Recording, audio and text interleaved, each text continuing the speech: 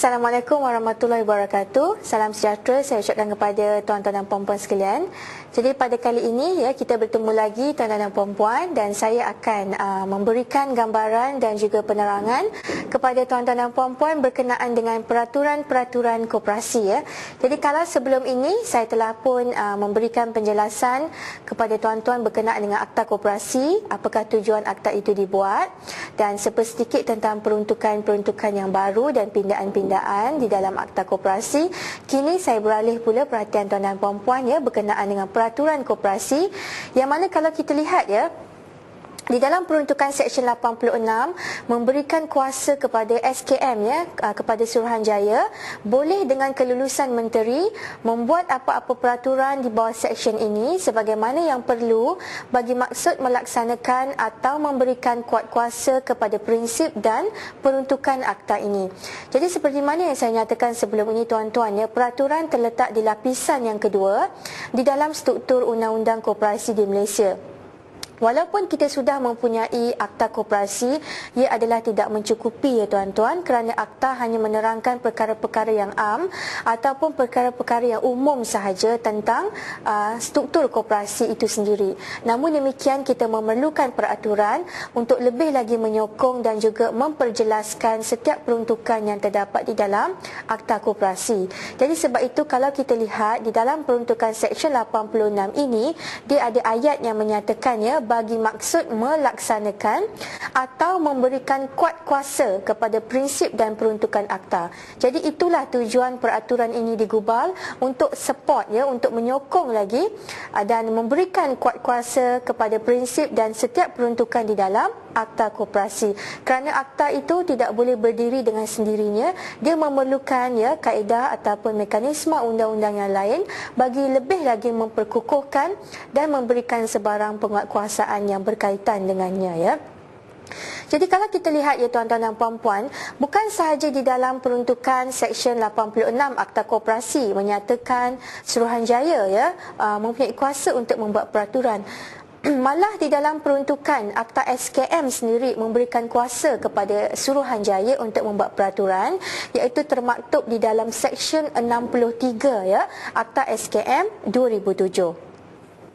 Okey, baiklah tuan-tuan dan puan-puan Jadi kalau tuan-tuan dan puan-puan ada peraturan di hadapan tuan-tuan dan puan-puan, itu adalah lebih baik tuan-tuan dan puan-puan, kerana kita akan go through nanti peraturan-peraturan yang terdapat di dalam Akta Koperasi ini. Sebab itu tuan-tuan dan puan-puan, peraturan ini kita boleh perolehi di belakang Akta Koperasi. Jadi tuan-tuan perlu ada Akta Koperasi tuan-tuan dan puan-puan ini, kerana peraturan koperasi juga terdapat di dalam Akta Koperasi ini, iaitu selepas berakhirnya seksyen yang terakhir di dalam Akta Koperasi itu. Jadi selepas Seksyen 96 dia akan ada peruntukan peraturan, iaitu di belakang Akta Koperasi itu sendiri Jadi saya akan bersama-sama flip through dengan tuan-tuan dan puan-puan kerana kalau ada peraturan tu adalah lebih baiklah tuan-tuan, supaya kita boleh nampak apakah tujuan setiap peraturan ini dibuat dan apakah peruntukan-peruntukan yang ada di dalamnya.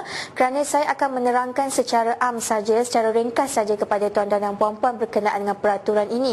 Kita taklah go through setiap peruntukan yang ada di dalam peraturan ini, kerana yang selebihnya itu tuan-tuan boleh membuat pembacaan sendiri dengan adanya Akta Koperasi dan juga peraturan di hadapan tuan-tuan dan puan-puan. Itu adalah lebih baiklah supaya kita menghayati peruntukan yang terdapat di dalam peraturan tersebut Okey, baiklah tuan-tuan dan puan-puan Jadi kalau kita lihat tuan-tuan dan puan-puan setakat ini tuan-tuan dan puan-puan, sebenarnya kita ada 10 peraturan tuan-tuan dan puan-puan, termasuklah juga dengan peraturan koperasi 2010 tuan-tuan dan puan-puan.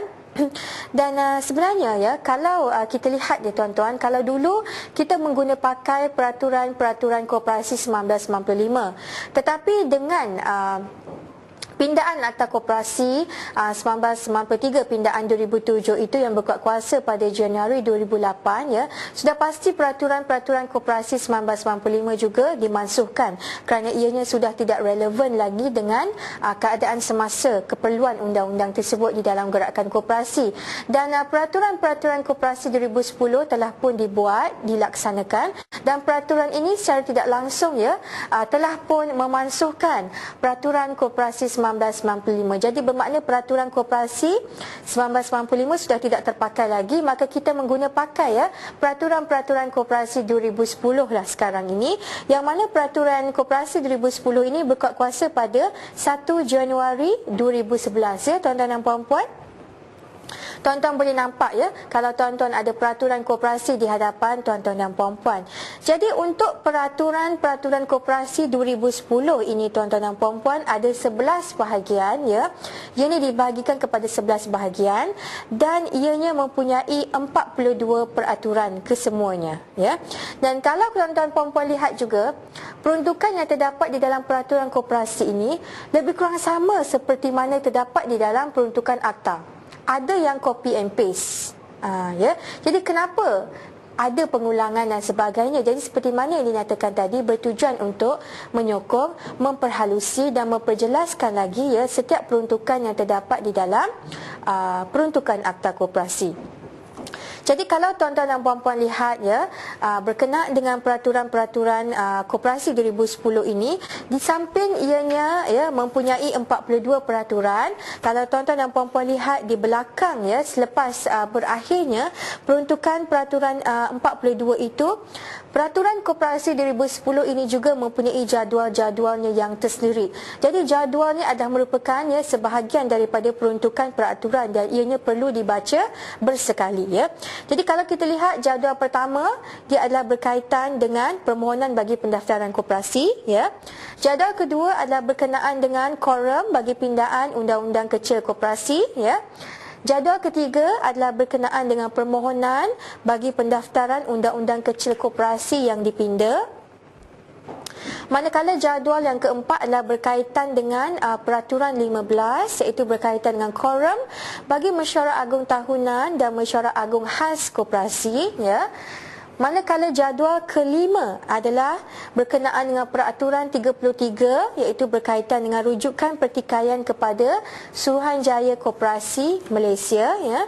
Dan jadual keenam adalah berkaitan dengan peraturan 34/3, iaitu surat persetujuan tentang pergabungan koperasi ya, sama ada kita surat persetujuan ataupun tentangan ya kepada pergabungan koperasi. Jadi itu ada dinyatakan di dalam jadual-jadual di belakang peraturan tersebut. Jadi tuan-tuan boleh lihatlah ya.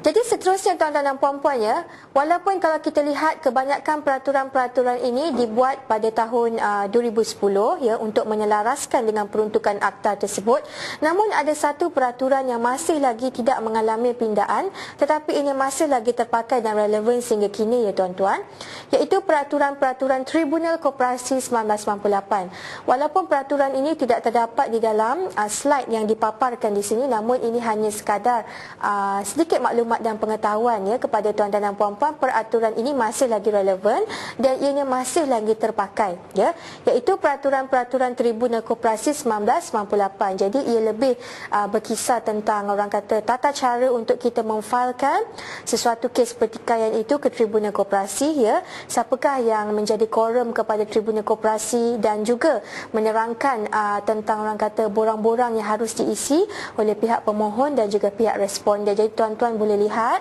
peraturan itu di dalam peraturan koperasi tuan-tuan dan puan-puan ya.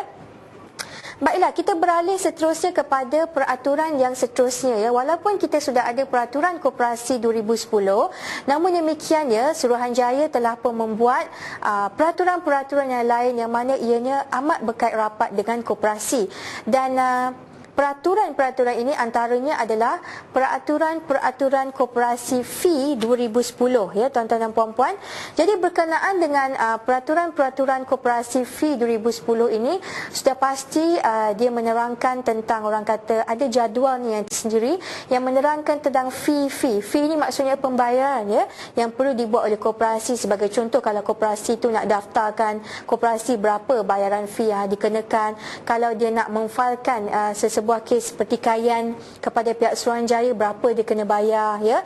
Kemudian kalau koperasi hendak mendapatkan kit pendaftaran ya koperasi, berapakah fee yang dikenakan dan berapakah kadar fee yang dikenakan kepada koperasi sekiranya kalau koperasi itu ya diaudit oleh pegawai pegawai SKM sendiri. Jadi ada kadar-kadar fee yang ditetapkan. Jadi kesemua ini ada dinyatakan di dalam peraturan-peraturan koperasi fee 2010 yang mana tuan-tuan boleh lihat ya, ada dari sudut orang kata pengagihan jadualnya ya. Dan seterusnya kita ada peraturan-peraturan koperasi iaitu Kumpulan Wang Amanah Pembangunan Koperasi 2010 ya. Yang mana kalau kita lihat ya, ianya adalah selaras dengan peruntukan subsection 57.2 dan juga perenggan 86.2N ya Akta Koperasi yang menetapkan cara ya Kumpulan Wang Amanah Pendidikan ya dan juga Kumpulan Wang Amanah Pembangunan Koperasi itu ditadbir, dipegang dan juga digunakan ya. Jadi kalau saya boleh bacakan sedikit kepada tuan-tuan dan puan-puan berkenaan dengan intipati peraturan-peraturan koperasi Kumpulan Wang Amanah Pembangunan Koperasi 2010 ini, yang mana ianya bertujuan ya digunakan bagi maksud membiayai perbelanjaan ya bagi apa-apa program dan aktiviti yang dilaksanakan oleh koperasi menengah ataupun koperasi atasan yang telah diisytiharkan oleh pihak Suruhanjaya ya sebagai badan yang mewakili pergerakan-gerakan koperasi di peringkat kebangsaan ataupun peringkat antarabangsa ya. Dan ia juga bertujuan untuk membiayai perbelanjaan pembelian tanah dan bangunan ataupun membiayai apa-apa perbelanjaan yang disifatkan perlu ya bagi jawatan kuasa untuk faedah dan juga pembangunan gerakan koperasi. Jadi kalau dah kata peraturan Kumpulan Wang Amanah Pembangunan, of course untuk orang kata kes-kes untuk membangunkan lagi gerakan koperasi itu supaya ini lebih berkembang dan maju di masa akan datang ya.